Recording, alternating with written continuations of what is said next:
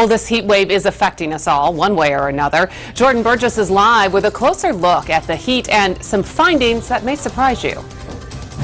I've made some calls and found that very few people have been hospitalized because of this heat, so it seems all this hot weather has been good for has been melting ice cream and basically making things miserable outside for people. And we're not out of the heat's clutches just yet, because even though it's going to be cooler tomorrow and for the weekend, I'll bet you it's still going to be hot enough to melt this ice cream cone tomorrow, and in the same way, it's still going to be hot enough to put you in danger.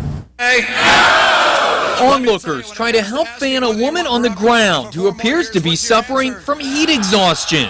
This may seem like something that happened during the recent string of 90-degree days, but it wasn't. It was on Sunday in Troy at a rally when the high was only 86. When you're up in the 90s, the risk is particularly high, but even in the high 80s, especially if it's humid, it is enough if you're not protected and if you're not hydrated to have issues with heat-related illness.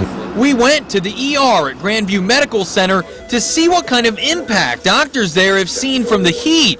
We're told other than one person who passed out in the sweltering conditions Thursday, it's been pretty quiet. And as this heat wave was coming in, we kind of knew it was coming, and I think we've done a pretty good job of getting the word out as far as prevention, staying out of the heat, staying hydrated. But as this scare at the rally on Sunday shows, even with the somewhat cooler temperatures on the way, you still need to be careful. It's staying hydrated, staying out of the heat if you can.